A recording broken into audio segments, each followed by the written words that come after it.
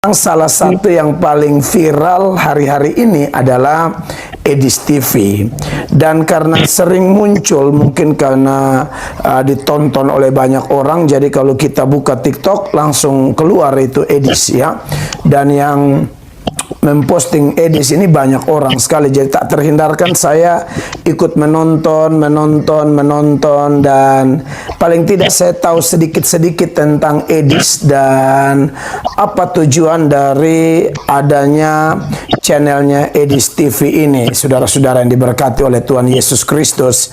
Dan berkaitan video di depan tadi, itu yang menjadi sorotan utama bagi saya dalam menanggapi Edis TV, dan saya pribadi sangat mendukung saudara Edis ya. Saya tidak kenal beliau, tapi semangatnya luar biasa, khususnya dalam kaitan dengan memberitakan Injil Kristus. Nah, saudara yang diberkati oleh Tuhan Yesus Kristus, memang kalau saya pernah ikuti, karena saya bilang saya akhir-akhir ini sering mengikuti karena viral dan sering muncul di TikTok.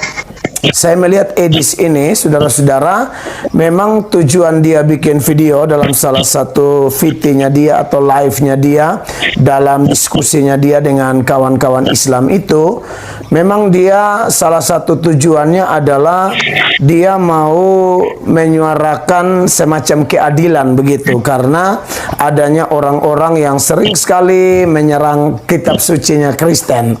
Kalau Kristen sih biasa-biasa saja, aman-aman saja, karena ada oknum-oknum tertentu yang seenak-enaknya saja, semau gue, mengotak-atik kitab suci kami ya, tanpa memahami ya, tanpa mempelajari dengan baik, atau boleh dikatakan secara ilegal membahas-bahas kitab suci kita, ditafsir secara kacau. Maka si Edis ini mengimbangi, itu yang saya lihat dari Edis, mengimbangi dengan cara membahas kitab suci mereka juga begitu. Dan Edis ini, menurut informasi yang saya dapat dari video-video di TikTok, Edis ini belajar 13 tahun. Jadi saya juga lihat kok dia bisa hafal ayat, dia bisa hafal Al-Quran, dia bisa tahu ini itu, dan pertanyaan-pertanyaannya ya buat saya itu ngeri juga gitu loh ya. Jadi buat saudara Edis, Anda keren, terima kasih banyak. Dalam hal menginjil, memberitakan Kristus, Anda luar biasa ya.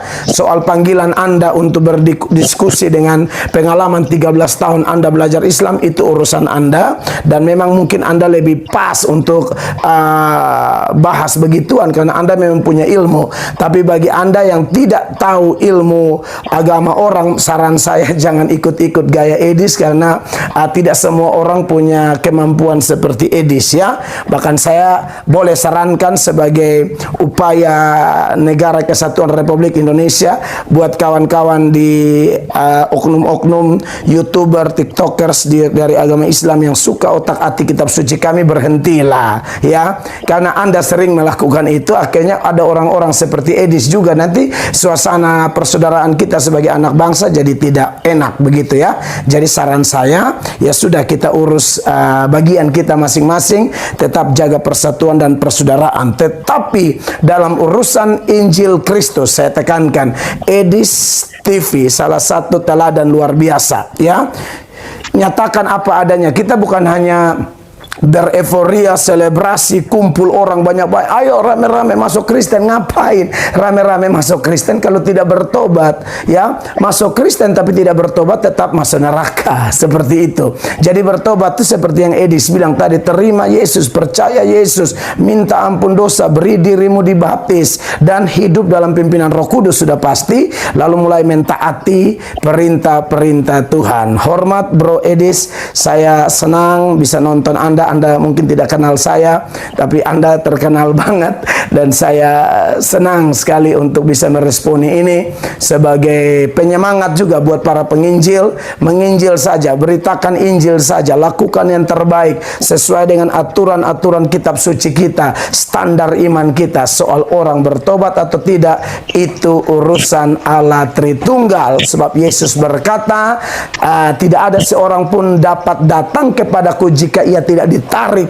oleh Bapa yang mengutus aku, dan orang itu akan kubangkitkan pada akhir zaman, seturut Yohanes 6 ayat 44. Dan setelah orang itu bertobat, Efesus 1 ayat 13 mengatakan orang itu akan dimeteraikan dengan Roh Kudus. Kalau orang itu dimeteraikan dengan Roh Kudus, dia akan dapat karunia-karunia roh, talenta untuk melayani, dan paling pasti adalah buah roh seperti yang tercatat dalam Galatia 5 ayat 22-23, mulai dari kasih, agape, sampai pengendalian diri, self control atau ekritia. Dan dengan demikian kita menjadi saksi dalam keseimbangan integritas yang luar biasa, yaitu antara pemberitaan kita dan perilaku kita. Terima kasih Bro Edis. Tuhan memberkati Anda. Tetap jaga hati ya. Saran saya tetap menghormati semua orang ya, dan tetap banyak berdoa Bro Edis untuk kepentingan Injil Kristus ya. Saya Pendeta Mel Atok memberi dukungan kepada Saudara Edis khusus ya, yang lain-lain saya tidak ada urusan, khusus dalam memberitakan Injil sesuai dengan arah dari video Edis yang saya tanggapi hari ini ya.